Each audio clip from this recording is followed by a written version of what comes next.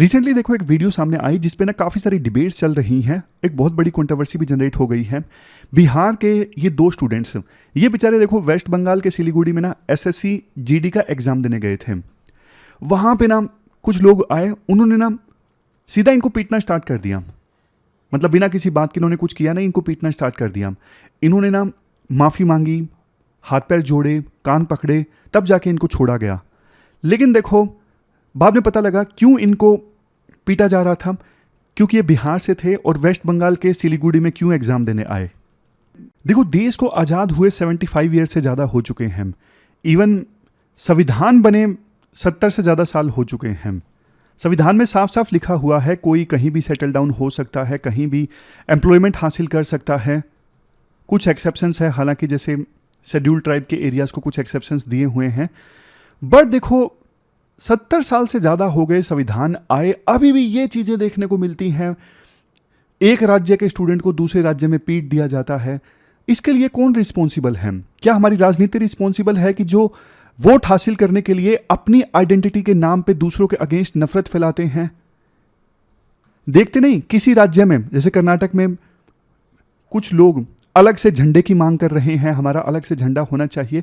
देखो regional identity को बरकरार रखना कोई बुरी बात नहीं है, ये गलत नहीं है। अपनी लोकल आइडेंटिटी को सहेज के रखना वो देखो सही चीज़ है। डाइवर्सिटी है हमारे देश में और इसे हम पे गर्व है। बट देखो दूसरे बेकार हैं, दूसरे हमारा हक खा रहे हैं और हम जो हैं वो सुपीरियर हैं। हमारी अलग से आइडेंटिटी होनी चाहिए और वो नेशनल आइडेंटिटी से भी ऊपर होनी चाहिए। ये चीज़ें देखो देश की यूनिटी, देश की इंटीग्रिटी के अगेंस्ट हैं। और अक्सर हम देखते हैं जैसे बिहार या फिर दूसरे स्टूडेंट्स को पीटा जाता है, स्टेट का नाम बदल जाता है, कभी गुजरात हो जाता है, कभी महाराष्ट्र हो जाता है। लेकिन आप मुझे एक बात बताइए, एक थ्योरी है son of soil theory. Son of soil मतलब देखो लोकल जो रिसोर्सेज है ना, जैसे जॉब्स हैं, उन पे पहला जो हक है ना वो माटी के बेटों का है या बेटियों का है। मतलब जिन्होंने जन्म लिया है उस माटी पे, उनका पहला हक है उस जगह के रिसोर्स पे। आप बताइए क्या आप इस सोच के साथ में इत्तेफाक रखते हो या नहीं रखते हो? आप अपना आंसर कमेंट बॉक्स में दीजिए। डेट है आज की 27 सितंबर 2024 और स्वागत है आपका एटोएल डिस्कशन में। आज कौन कौन से इश्यूज हम डिस्कस करेंगे? सबसे पहले NPS versus OPS versus UPS, ये इशू हम डिटेल से डिस्कस करेंगे। ये इशू देखो बहुत ज़्यादा इंपॉर्टेंट है, सरकार इसमें आवश्यक बदलाव लेके आई है। फिर नेक्स्ट आर्टिकल हम डिस्कस करेंगे जज एंड प्रिजुडाइस, ये भी द हिंदू का आर्टिकल है। और फिर लास्ट आर्टिकल हम डिस्कस करेंगे भगत सिंह से संबंधित। यही तो देखो आयरनी है बहुत बड़ी, एक तरफ हम भगत सिंह का आर्टिकल डिस्कस कर रहे हैं जिन्होंने देश के लिए आज़ादी दे दी, देश के लिए कुर्बानी दे दी, इतना बड़ा उनका विजन था देश के लिए। दूसरी तरफ हम ये देख रहे हैं ऐसी घटनाएं होती हैं। चलिए डिस्कशन स्टार्ट करते हैं। हमारी आज के डिस्कशन में फर्स्ट इंपोर्टेंट आर्टिकल इंडिया में पेंशन सिस्टम के बारे में है। डिटेल से समझेंगे। आप देखो सिलेबस में ना जीएस पेपर सेकंड के इस टॉपिक से आर्टिकल को रिलेट कर सकते हो। इतिहास में देखो दो आइडियाज के बीच में ना काफी ज्यादा टकराव रहा है। एक state welfare approach versus market oriented approach. देखो जब सेकेंड वर्ल्ड वार समाप्त हुआ ना 1945 में, तो उसके बाद ना यूरोप के काफ़ी सारे देशों में ना ये स्टेट वेलफेयर वाली अप्रोच देखने को मिली। मतलब विभिन्न देशों ने सोचा ये सरकार की जिम्मेदारी है अपने नागरिकों की वेलफेयर को सुनिश्चित करना। इस वजह से देखो स्टेट ने ना सेफ्टी नेट लाना स्टार्ट कर दिया सिटीजन्स के लिए। मतलब इकोनॉमिक क्राइसिस आए, कोई शोक आए, बुढ़ापे में उनके पास में, सिटीजन्स के पास में खर्चने के लिए पैसे हों, कोई एकदम से विपदा आ जाए तो उसके पास में इंश्योरेंस हो। ये सब सुविधाएं सिटीजन्स के पास होनी चाहिए और इन सब को इंश्योर करने की जिम्मेदारी किसकी? स्टेट की। स्टेट की जिम्मेदारी कि सिटीजन्स को फ्री में एजुकेशन दी जाए, स्टेट की जिम्मेदारी कि सिटीजन्स के हेल्थ का ध्यान रखा जाए। मतलब स्टेट की मेन जिम्मेदारी है कि सिटीजन्स की वेलफेयर सुनिश्चित की जाए। यह अप्रोच देखो सेकेंड वर्ल्ड वार के बाद 60s में 70s में काफ़ी सारे यूरोपियन कंट्रीज में देखने को मिली थी। बट देखो इस अप्रोच से ना काफ़ी नुकसान भी हुआ। नुकसान ये हुआ, ये बोला जाने लगा कि स्टेट जो है वो एक नैनी स्टेट बन गया है। जैसे नैनी बच्चे का ख्याल रखती है ना, उसी प्रकार से स्टेट सिटीजन्स का ख्याल रख रहा है जन्म से लेके मृत्यु तक। लेकिन इस चक्कर में ना जो सिटीजन्स हैं वो पूरी तरह से केयरलेस हो गए हैं, उसका काम करने का मन नहीं करता। उसको पता है स्टेट तो उसकी हेल्प करेगा ही, लेकिन इससे भी ज़्यादा इतनी सारी स्कीम्स स्टेट चलाता है, इस वजह से ना जो फिस्कल डेफिसिट है वो बहुत ज़्यादा बढ़ गया है, इकोनॉमिक ग्रोथ रेट कम हो गई है और स्टेट के पास में पैसे ही नहीं है, स्टेट बैंकरप्ट हो रहे हैं इस अप्रोच के कारण। उससे भी ज़्यादा जो ब्यूरोक्रेट्स हैं जो ये सारी स्कीम्स चलाते हैं वो पैसा खा जाते हैं, इम्प्लीमेंटेशन बहुत पुअर होता है इन स्कीम्स का। ये सारी बातें निकल के आई। तो इसके अगेंस्ट ना 1970s में, 1980s में उस समय यूएस के राष्ट्रपति थे रोनाल्ड रीगन और ब्रिटेन के प्रधानमंत्री थी उस समय थैचर। तो इन्होंने एक नारा दिया, roll back of state. State को वापस लेके जाओ, स्टेट इतना कुछ कर रहा है, जरूरत नहीं है, स्टेट का काम सिर्फ ओवरसाइट का है, रेगुलेशन का है। बाकी स्टेट देखो इतनी सारी जो स्कीम चलाता है, कोई जरूरत नहीं है भाई, मत चलाओ, सब कुछ मार्केट पे छोड़ दो, सब कुछ डिमांड एंड सप्लाई पे छोड़ दो, तो इससे सबका भला हो जाएगा। एक पुरानी अप्रोच थी क्लासिकल लिबरलिज्म में एडम स्मिथ की, हिडन हैंड। आप सब कुछ मार्केट पे छोड़ दोगे ना तो ये सबके बेस्ट इंटरेस्ट में है, इससे सबका फायदा होगा। अगर सरकार डिसाइड करेगी क्या प्रोड्यूस करना है, कितना प्रोड्यूस करना है, तो उससे नुकसान होगा। मार्केट अपने आप डिसाइड कर लेती है, जिस चीज़ की डिमांड होती है कंपनीज वो चीज़ प्रोड्यूस करने लग जाती हैं, जिस चीज़ से उनको नुकसान होता है वो चीज़ वो प्रोड्यूस नहीं करती। तो ये जो अप्रोच थी उस समय 70s में, 80s में, 90s में, इस अप्रोच का नाम था नियो लिबरलिज्म। Neo liberalism. मैं बस एक आइडिया इस्टाब्लिश कर रहा हूं, उसके बाद पेंशन सिस्टम डिस्कस करूंगा ताकि आपको आसानी से समझ में आ जाए किस कंटेक्स्ट में हमारे देश में पेंशन सिस्टम बदल बदल के आए। तो देखो, ये न्यू लिबरलिज्म वाली अप्रोच में ये कहा गया कि स्टेट का काम सिर्फ रेगुलेशन का है, स्टेट स्कीम वगैरह ज़्यादा ना चलाए, वेलफेयर वुलफेयर छोड़े, इससे करप्शन ज़्यादा होता है, इकोनॉमिक सिचुएशन खराब होती है। तो इंडिया में भी आपको याद होगा एलपीजी रिफॉर्म्स आए इंडिया में 1990-91 में, धीरे धीरे ये चलता रहा और इंडिया में एलपीजी रिफॉर्म के बाद यानी न्यू लिबरलिज्म को अपनाने के बाद ग्रोथ रेट इंक्रीज भी हुई। बट देखो धीरे धीरे ये एहसास हुआ ये जो ग्रोथ रेट इंक्रीज हुई है ना, ये जॉबलेस है। बाद में फिर 2008 में इकोनॉमिक क्राइसिस आ गए, तो धीरे धीरे स्टेट को फिर से एहसास होने लगा, अरे नहीं यार, सब कुछ मार्केट पे छोड़ देंगे तो जो गरीब लोग हैं यार वो तो बेचारे, उनको तो कोई पूछने वाला नहीं होगा, सब कुछ मार्केट पे तो नहीं छोड़ सकते। जो बिल्कुल पीछे रह गए हैं उनको संभालने की जरूरत है, और सब कुछ मार्केट पे छोड़ देंगे तो इससे तो इनइक्वालिटी बढ़ जाएगी बहुत ज़्यादा, इनकम में असमानताएं बढ़ जाएंगी। तो ऐसी सिचुएशन में देखो एक अप्रोच निकल के आई, सोशल लिबरलिज्म। मतलब दोनों को साथ लेके चलो ना यार, लिबरलिज्म को भी साथ लेके चलो और जो वेलफेयर अप्रोच है उसको भी साथ लेके चलो। समझ गए? तो ये सोशल लिबरलिज्म है। सब कुछ आप मार्केट पे भी मत छोड़ो, टारगेटेड वेलफेयर स्कीम्स आप चलाते रहो, मतलब जिनको जरूरत है उनको आप स्कीम्स का लाभ देते रहो ताकि कम से कम वो अपना जीवन तो ठीक से जी सकें। तो ये सोशल लिबरलिज्म अप्रोच है। ठीक है, आइडिया मैंने आपको दे दिया, अब आप समझिए, अब आपको मजे आएंगे। देखो ओल्ड पेंशन स्कीम उस अप्रोच के साथ आई थी कि सिटीजन्स की वेलफेयर की जिम्मेदारी किसकी? स्टेट की। ये हमारे देश में ना 2004 से पहले एप्लीकेबल थी। 2004 से पहले ना हमारे देश में ओपीएस थी। मैं आपको एग्जाम्पल देके बताऊंगा ताकि अच्छे से समझ में आए। ये एक रैंडम नंबर हम मान लेते हैं, प्रिया जो है गवर्नमेंट जॉब में है और उनकी बेसिक पे है 30,000। डीए सरकार क्यों देती है? क्योंकि देखो महंगाई की वजह से कॉस्ट ऑफ लिविंग बढ़ जाती है ना, तो उसे कंपनसेट करने के लिए सरकार डीए देती है। तो प्रिया को ना अपनी बेसिक पे का 40% डीए मिल रहा है, यानी 12,000। तो टोटल सैलरी जमा होके प्रिया को मिल रही है 30,000 प्लस में 12,000 इजिकल टू 42,000। अब देखते हैं तीनों पेंशन सिस्टम। ओपीएस जो 2004 से पहले इंप्लीमेंटेड थी, अगर प्रिया इसी सैलरी के साथ रिटायर होती हैं 58 की एज में, तो उनको पेंशन कितनी मिलती? 50% ऑफ लास्ट ड्रॉन सैलरी। मतलब पेंशन अमाउंट कितना होगा? लास्ट महीने में जितनी सैलरी आई थी ना उसका 50%, यानी प्रिया 58 की एज में रिटायर होती हैं तो उन्हें पेंशन मिलेगी 21,000। ये सब हम पहले डिस्कस कर रहे हैं ओपीएस का, जो 2004 से पहले इंप्लीमेंटेड थी। क्या रिटायरमेंट के बाद भी पेंशन में इन्फ्लेशन के लिए कंपनसेशन मिलता था? बिल्कुल मिलता था। मान लीजिए महंगाई बढ़ जाती 5%, तो लास्ट ड्रान सैलरी में प्रिया मैम को जो पहले डीए मिल रहा था 40%, अब बढ़ के मिलेगा 45%। तो उसी हिसाब से जो पेंशन का अमाउंट है वो 1500 बढ़ जाएगा। कुल मिला के पॉइंट इतना था, इन्फ्लेशन इंडेक्सेशन था, इन्फ्लेशन से प्रोटेक्शन थी ओपीएस में जो 2004 से पहले इंप्लीमेंटेड थी। क्या एम्प्लॉय को कंट्रीब्यूट करना पड़ता था? नहीं, एम्प्लॉय नहीं करेगा, जो करेगा सरकार करेगी। ये देखो, गवर्नमेंट का कंट्रीब्यूशन होता था फुल। जितनी पेंशन मिलती थी ना एम्प्लॉयज को, 21,000 प्लस में कितना डीए मिलेगा, बढ़ा हुआ डीए इन्फ्लेशन के हिसाब से, वो सब सरकार देगी। और अगर अनफॉर्चुनेटली प्रिया मैम की डेथ हो गई तो क्या पेंशन बंद हो जाएगी या फिर फैमिली को लाभ मिलेगा? इसका आंसर है फैमिली को लाभ मिलेगा। रिस्क, क्या कोई रिस्क है? नहीं, प्रिया को क्या रिस्क है?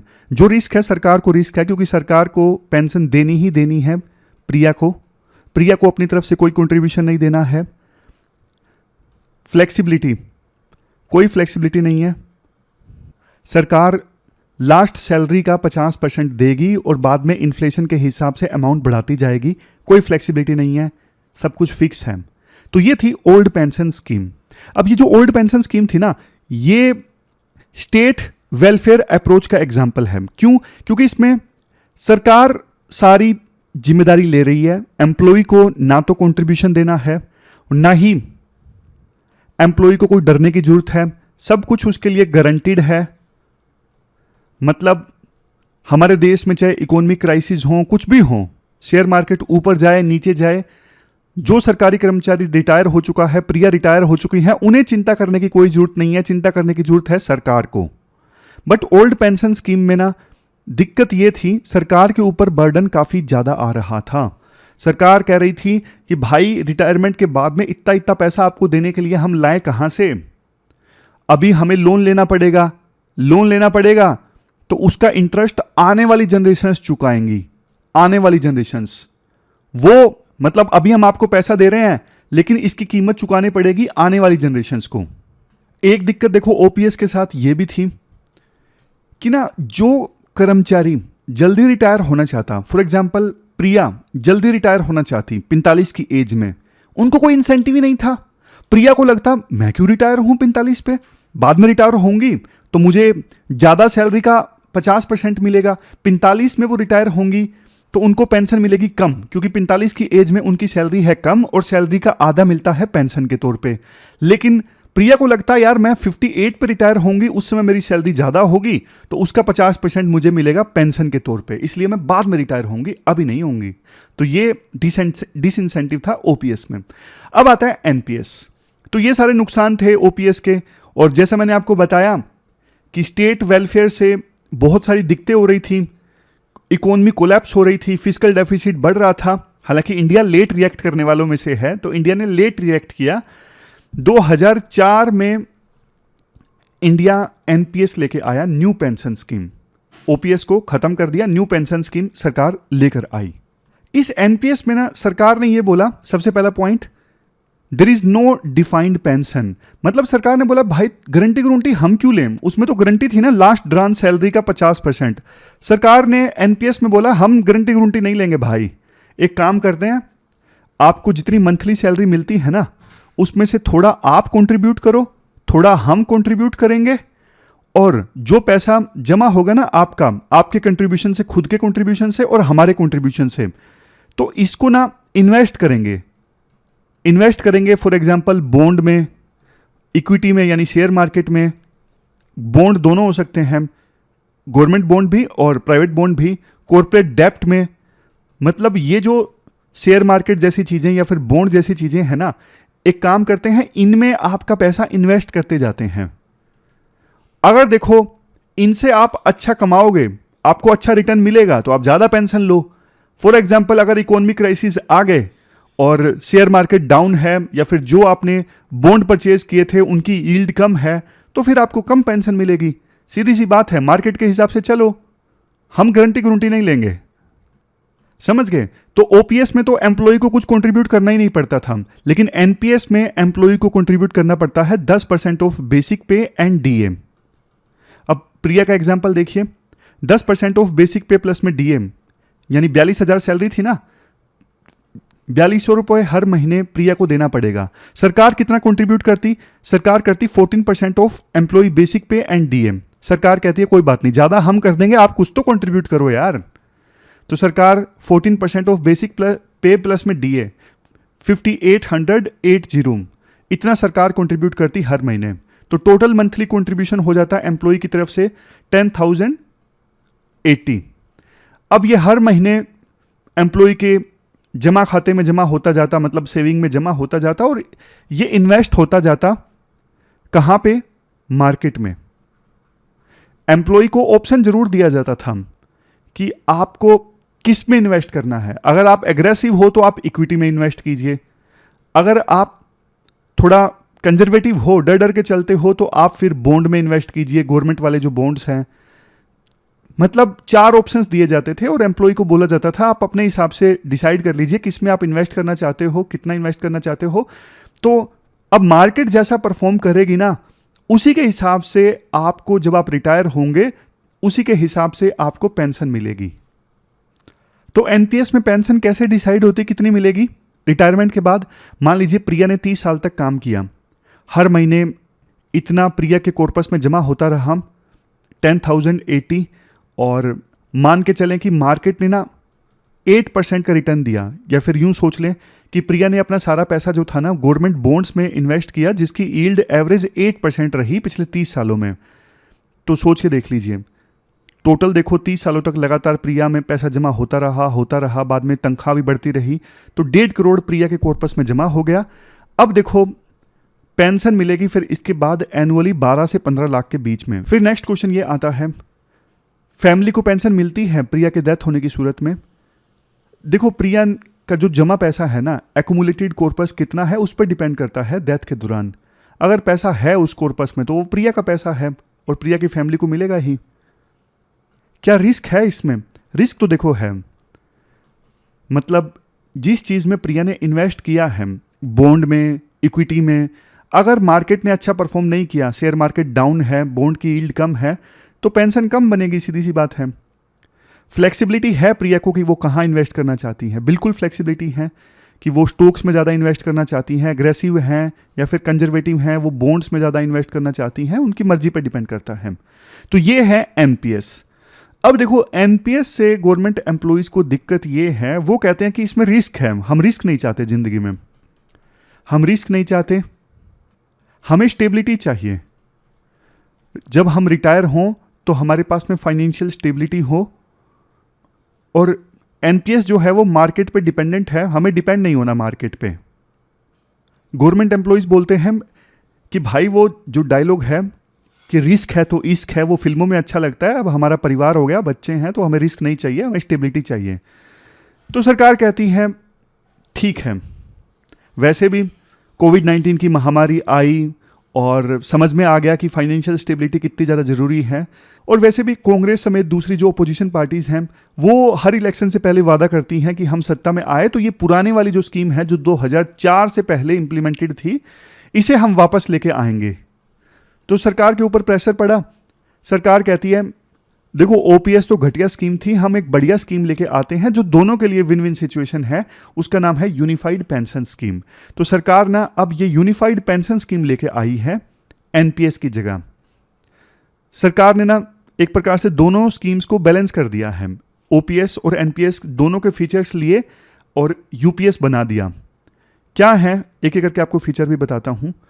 सबसे पहले जो गवर्नमेंट एम्प्लॉइज वो कह रहे थे कि हमें यार गारंटीड पेंशन चाहिए, हमें मार्केट पे डिपेंड नहीं होना है, तो सरकार कहती है लो गारंटीड पेंशन लो, आपका जो पिछले 12 महीनों की जो बेसिक सैलरी होगी ना, पिछले 12 महीनों की एवरेज बेसिक सैलरी का 50% आपको रिटायरमेंट के तौर पे मिलेगा। एग्जाम्पल के तौर पे प्रिया 58 की एज में रिटायर हुई और उस समय उनकी सैलरी ये थी, बेसिक सैलरी 30,000 थी, पिछले 12 महीनों से फिक्स थी, तो 30,000 का 50% सरकार देगी गारंटीड पेंशन। 30,000 का 50% कितना हो गया? 15,000 हो गया। यहां पे देखो कैलकुलेशन कर रखी है मैंने। नेक्स्ट पॉइंट, क्या इन्फ्लेशन जब बढ़ेगी तो पेंशन का अमाउंट बढ़ेगा? बिल्कुल बढ़ेगा। इन्फ्लेशन इंडेक्सेशन है। अगर इन्फ्लेशन फॉर एग्जांपल 6% बढ़ गई तो प्रिया की जो पेंशन है यूपीएस के हिसाब से 15,900 हो जाएगी। अब आता है नेक्स्ट पॉइंट, क्या एम्प्लॉय कंट्रीब्यूट करेगा? बिल्कुल करेगा। प्रिया कंट्रीब्यूट करेंगी। इसमें कितना हर मंथ का कंट्रीब्यूशन होगा? बेसिक पे प्लस डीए का 10%। मतलब उनकी सैलरी अगर 42,000 थी ना, दोनों मिला के बेसिक प्लस में डीए, तो 4200 पर मंथ प्रिया कंट्रीब्यूट करेंगी। और सरकार कितना कंट्रीब्यूट करेगी प्रिया की तरफ से? 18.5% ऑफ बेसिक पे प्लस डीए, यानी 7,770 पर मंथ।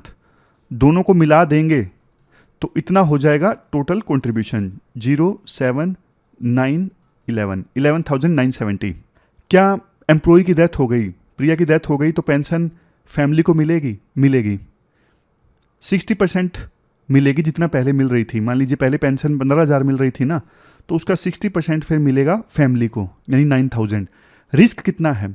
रिस्क देखो एनपीएस से कम है, क्योंकि गारंटीड पेंशन मिल रही है, मार्केट के ऊपर डिपेंडेंट नहीं है, तो रिस्क कम है। फ्लेक्सिबिलिटी कितनी है? एनपीएस में तो हमने देखा फ्लेक्सिबिलिटी बहुत थी।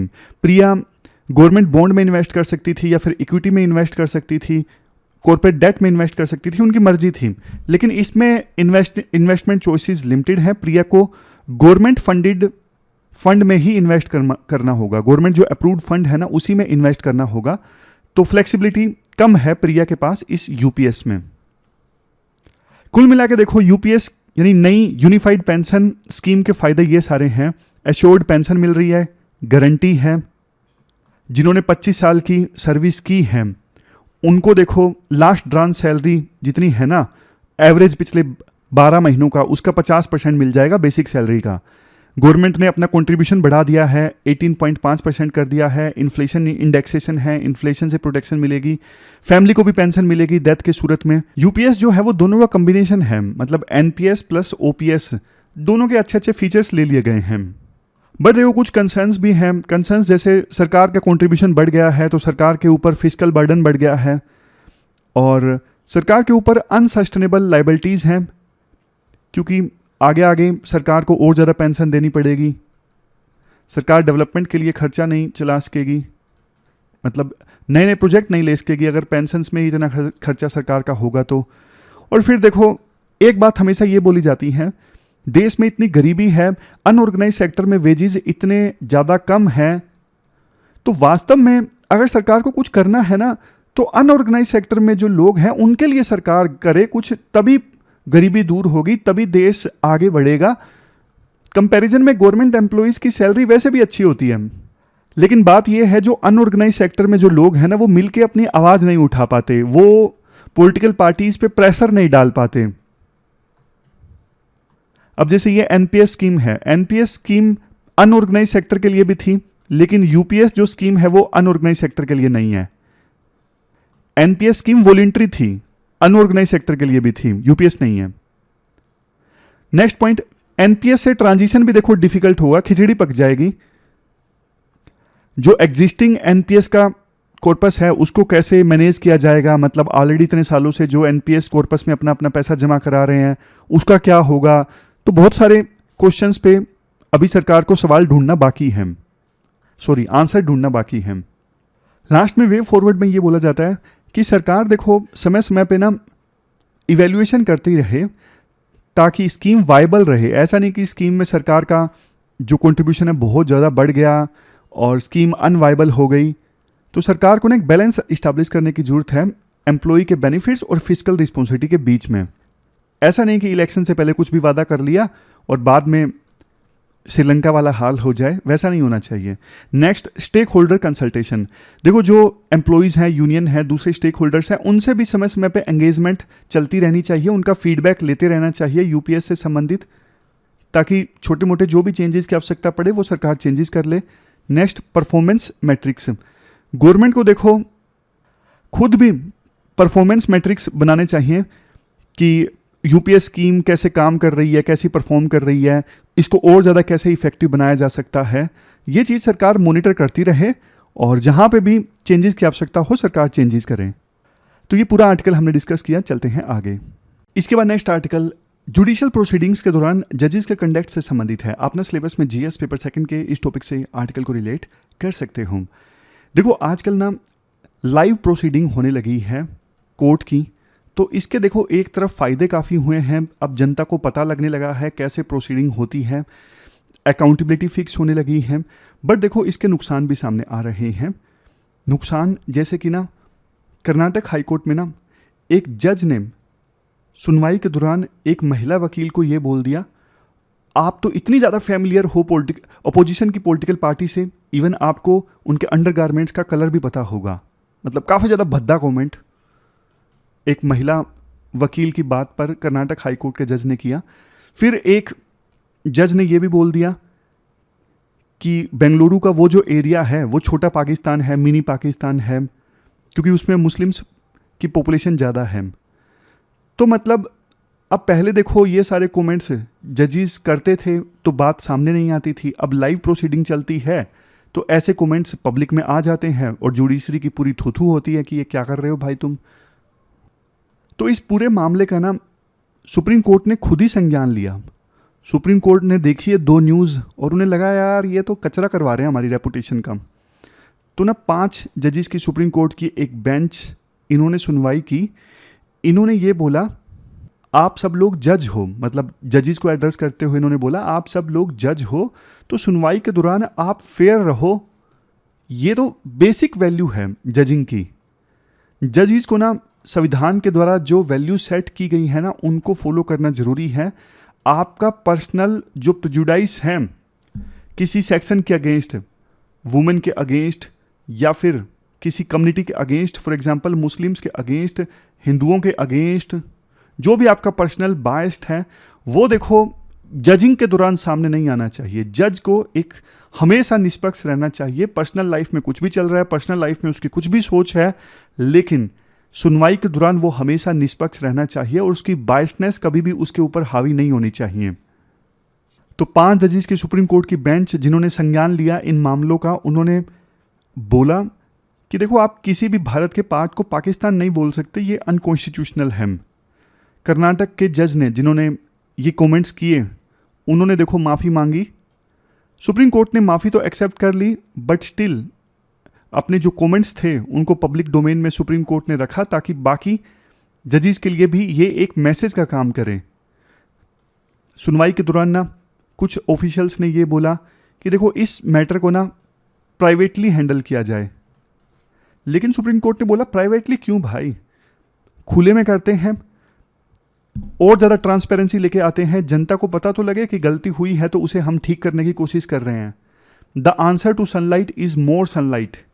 मतलब लाइव प्रोसीडिंग होने लगी है ना, उसके ड्रॉबैक सामने आ रहे हैं, तो आप और लाइव प्रोसीडिंग करो, ये मतलब है answer to sunlight is more sunlight, और ज़्यादा ट्रांसपेरेंसी लेके आओ। 2023 में ना सुप्रीम कोर्ट ने एक हैंडबुक रिलीज की थी। उस हैंडबुक में ये बताया गया था आप ना जेंडर स्टीरियोटाइपिंग से संबंधित ये वर्ड्स मत यूज़ कीजिए। ये जो वर्ड्स हैं ये जेंडर को स्टीरियोटाइप करते हैं, इसलिए डोंट यूज़ दीज वर्ड्स। वो देखो एक अच्छी पहल थी। सभी कोर्ट ऑफिशियल्स को जेंडर इश्यूज़ के बारे में सेंसिटिव बनाना ये बहुत ज़्यादा ज़रूरी है, और उस सिलसिले में 2023 में जो बुक रिलीज़ हुई थी वो ज़रूरी थी। कुल मिला के देखो कंक्लूजन यही निकलता है कि जुडिशरी को ना बायस्ड नहीं होना चाहिए किसी भी कम्युनिटी के अगेंस्ट, क्योंकि अगर देखो कमेंट एक जज करता है, लेकिन आज का समय डिजिटलाइजेशन का समय है, पूरा देश उसे देखता है, तो ना एक जज की कमेंट की वजह से ना पूरा भरोसा उड़ जाता है जुडिशरी के ऊपर से, और ये भरोसा बहुत बड़ी चीज़ है। कल ही हमने वो जूस वाला इशू डिस्कस किया था। इसलिए किसी भी ग्रुप के साथ में डिस्क्रिमिनेशन या फिर स्टीरियोटाइपिंग नहीं होनी चाहिए, और जज इस मामले में बहुत ज़्यादा केयरफुल रहें। ये पूरा आर्टिकल हमने डिस्कस किया, चलते हैं आगे। नमस्कार दोस्तों, डेट है आज की 29 सितंबर 2023 और स्वागत है आपका एटोवेल डिस्कशन में।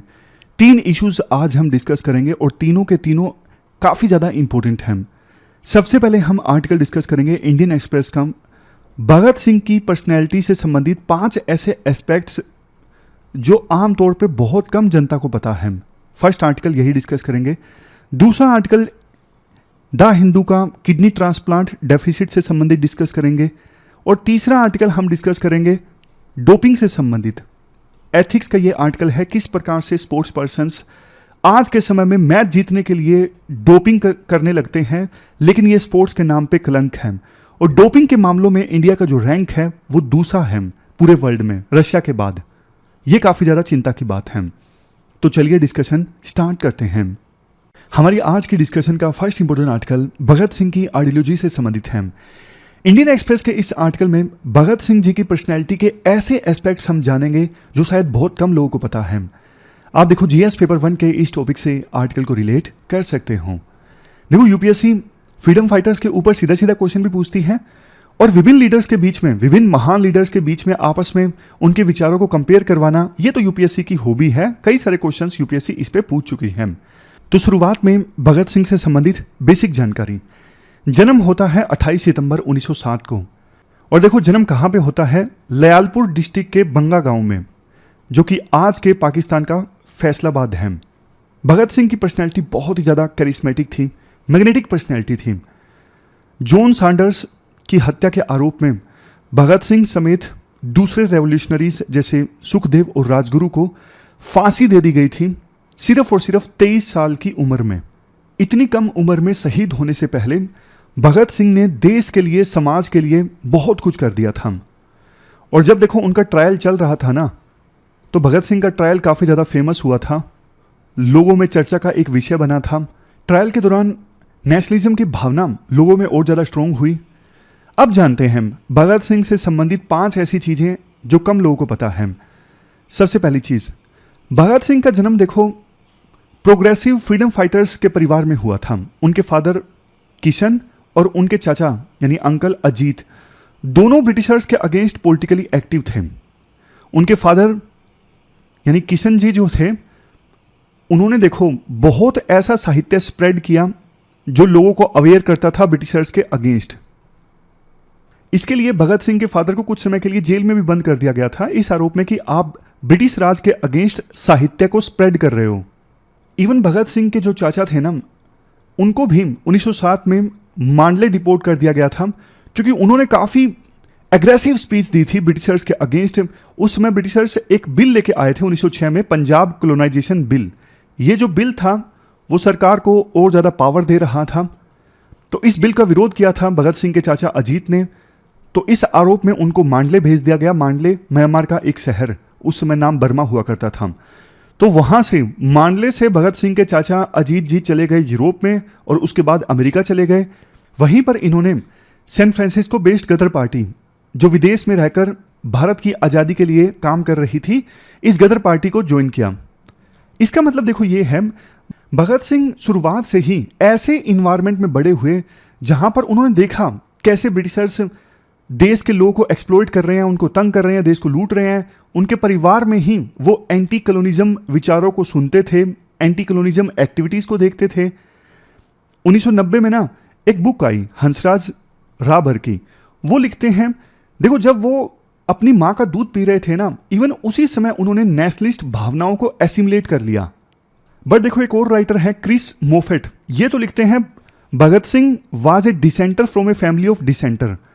मतलब कि उनकी फैमिली डिसेंटर थी, ब्रिटिशर्स का विरोध करती थी, लेकिन भगत सिंह तो अपनी फैमिली में भी डिसेंटर थे। यानी कॉलोनिज्म का विरोध करने में वो अपनी फैमिली से भी आगे निकल गए। एग्जाम्पल दिया जाता है कैसे, देखो जब उनको गिरफ्तार किया गया था ना और लाहौर कंस्पिरेसी केस चला, तो उनका एग्जीक्यूशन इम्पेंडिंग था, पता था कि एग्जीक्यूट कर दिया जाएगा, फांसी दे दी जाएगी। तो उस समय भगत सिंह के जो फादर थे ना किशन जी, वो भगत सिंह से मिले, उनको कन्विंस करवाने की कोशिश की कि बेटा हम मर्सी पिटीशन डाल देते हैं वायसराय को, हमें माफ़ी मिल जाएगी और तुम्हारी जान बच जाएगी। भगत सिंह ने साफ इंकार कर दिया, नहीं, अगर हम माफ़ी मांगते हैं वायसराय से तो जिस काज के लिए मैं लड़ रहा हूं, देश के लिए मैं लड़ रहा हूं, नेशनलिज्म के लिए मैं लड़ रहा हूं, उन विचारों से समझौता करने के समान होगा अगर मैं मर्सी पिटीशन डालता हूं तो लोग क्या सोचेंगे। तो भगत सिंह ने अपने फादर को साफ साफ मना कर दिया। लेकिन देखो फादर तो फादर होते हैं, तो किशन जी ने ना भगत सिंह की अनुमति के बिना ही वायसराय को मर्सी पिटीशन डाल दी। और जब भगत सिंह को ये पता लगा, वो उनको बहुत गुस्सा आया। उन्होंने अपने फादर को खत लिखा कि देखो, मेरी आपके लिए बहुत ज़्यादा रिस्पेक्ट है, लेकिन आपने मर्सी पिटीशन डाल दी है और मैंने अपनी कंसेंट इसके लिए बिल्कुल भी नहीं दी थी, और मैं अपने विचारों से बिल्कुल समझौता नहीं करूँगा। जिन चीज़ों के लिए मैं लड़ रहा हूँ उससे मैं बिल्कुल कॉम्प्रोमाइज़ नहीं करूँगा। तो ये खत उन्होंने अपने फादर को लिखा था। ये पहला एस्पेक्ट है जो हमने जाना।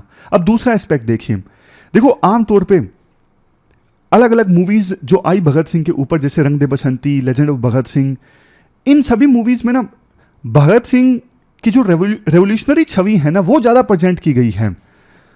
मस्कुलर नेशनलिज्म को ज्यादा दिखाया गया है। मस्कुलर नेशनलिज्म मतलब aggressive approach for asserting the national pride, national identity. इस अप्रोच को ज्यादा शो किया गया है। बट देखो, भगत सिंह एक जबरदस्त, एक महान स्कॉलर भी थे। वो जितने रेवोल्यूशनरी थे उतने ही स्कॉलर थे।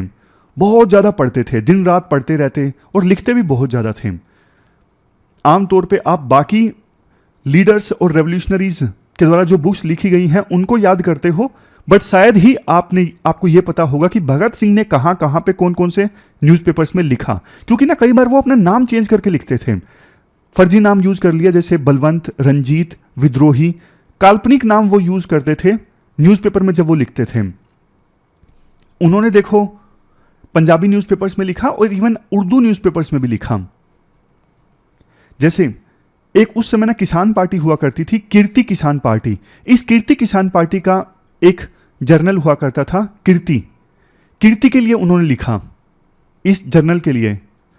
इसके अलावा एक और न्यूज़पेपर वीर अर्जुन, दिल्ली से पब्लिश होता था ये न्यूज़पेपर वीर अर्जुन, इस न्यूज़पेपर के लिए भी उन्होंने लिखा। और देखो, जेल में रहते हुए उन्होंने बहुत कुछ लिखा। वो पोइट्री भी इंक्लूड करते थे अपनी राइटिंग में और पोइट्री को पढ़ते भी थे। रविंद्रनाथ टैगोर, विलियम वर्ड्सवर्थ, वाजिद अली शाह, मिर्जा गालिब, इकबाल, इन सब की जो पोइट्री है वो पढ़ते थे जेल में। आज देखो, वैसे तो हर एक पॉलिटिकल पार्टी के द्वारा भगत सिंह की पॉपुलैरिटी को इनकैश करने की कोशिश की जाती है, बट देखो भगत सिंह ने अपने अंतिम दिनों में एक बुक लिखी थी, वाई आई एम एथीस्ट। वो अपनी अप्रोच में ना मार्क्सिस्ट थे। आप इस लाइन को ध्यान से पढ़िए।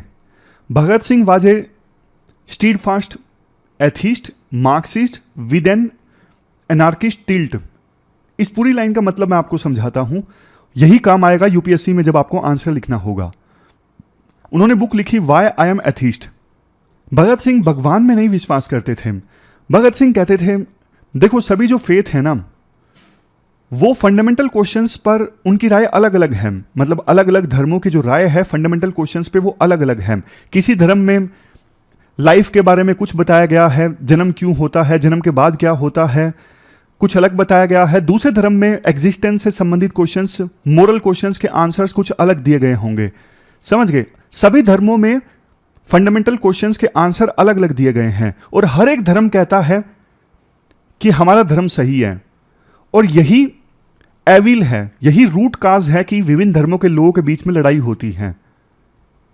समझ गए? हर एक धर्म यह कहता है कि हमारा जो धर्म है वो ट्रू रिलीजन है, एक्सक्लूसिविटी है ट्रूथ के ऊपर हमारी, और इसी से डिवीजन पैदा होती है समाज में और इसी से समाज में कन्फ्लिक्ट पैदा होता है। ये कुछ रीजंस हैं कि भगत सिंह नास्तिक क्यों थे, भगवान में विश्वास क्यों नहीं करते थे। उनका यह मानना था कि वर्ल्ड को समझने के लिए ना मैं लॉजिक में ज़्यादा विश्वास करूंगा बजाय के रिलीजियस डॉक्ट्रिन्स में, क्योंकि रिलीजियस जो डॉक्ट्रिन्स होते हैं ना, रिलीजियस प्रिंसिपल्स, वो सिर्फ फेथ पर आधारित होते हैं।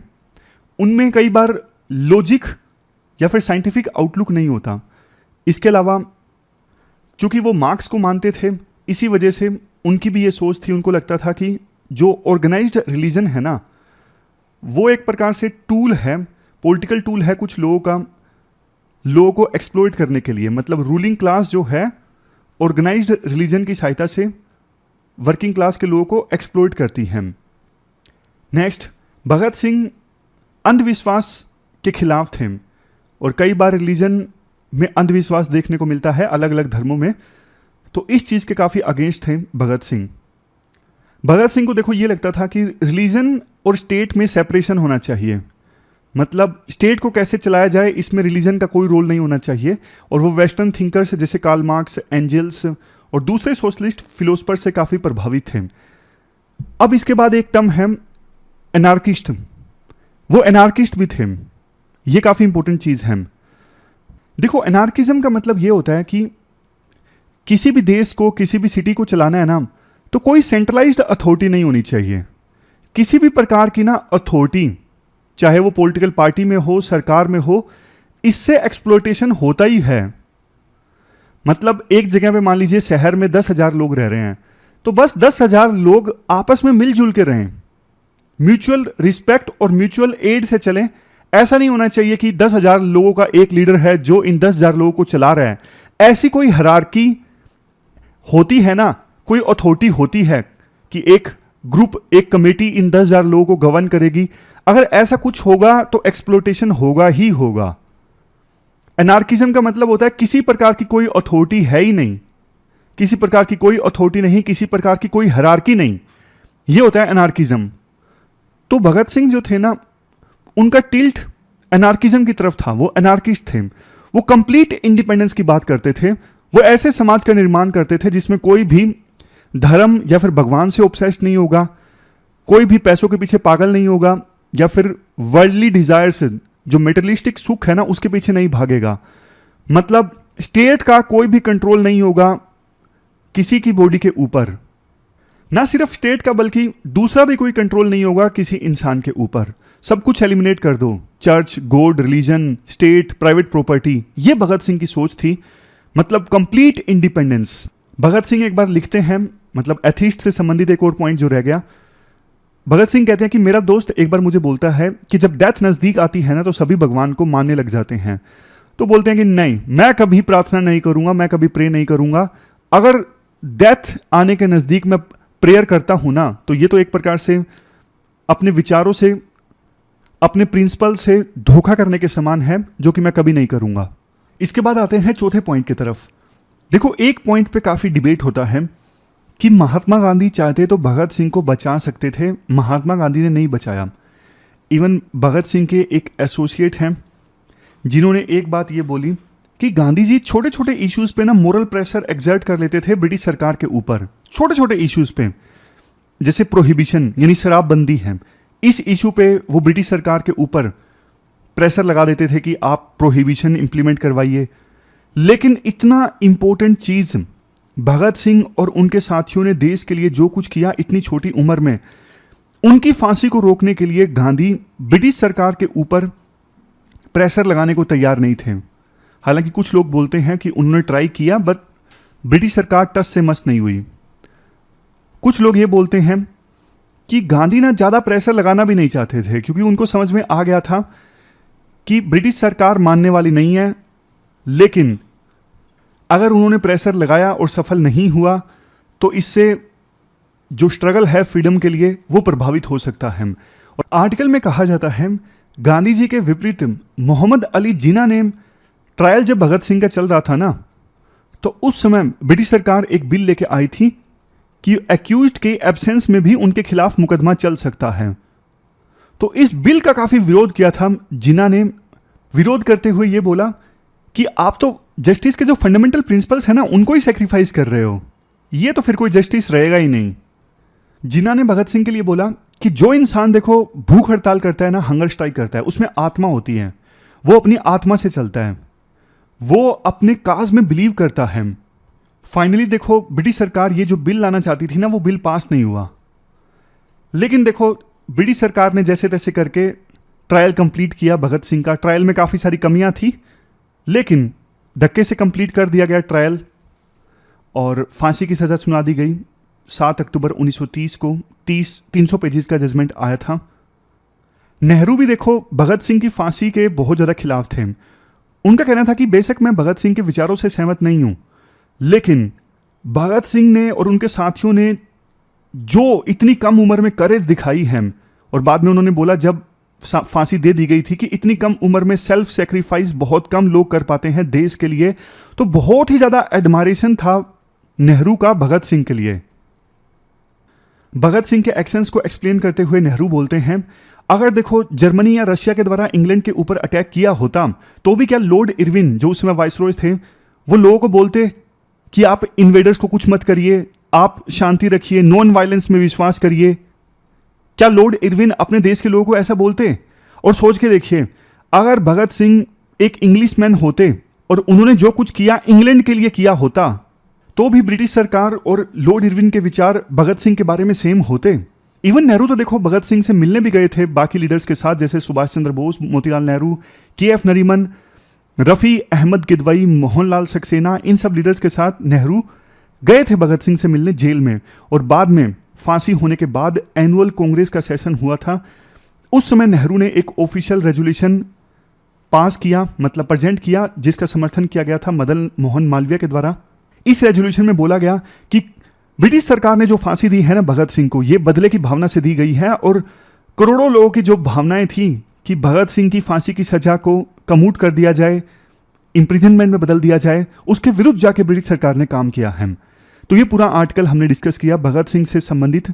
अब भगत सिंह के बारे में क्वेश्चन आता है, यूपीएससी पूछती है, तो शायद बेहतर ढंग से आप क्वेश्चन का आंसर दे सकते हो। अब आप क्वेश्चंस देख लीजिए जो आपको अटेम्प्ट करने हैं। पहला क्वेश्चन देखो, महात्मा गांधी और भगत सिंह के आइडियोलॉजिकल पर्सपेक्टिव्स में कंपैरिजन से संबंधित है। pwonlys.com पे जाके आप इस क्वेश्चन का आंसर दे सकते हो। उसके बाद ये प्री का क्वेश्चन है, 4 स्टेटमेंट्स हैं, आपको बताना है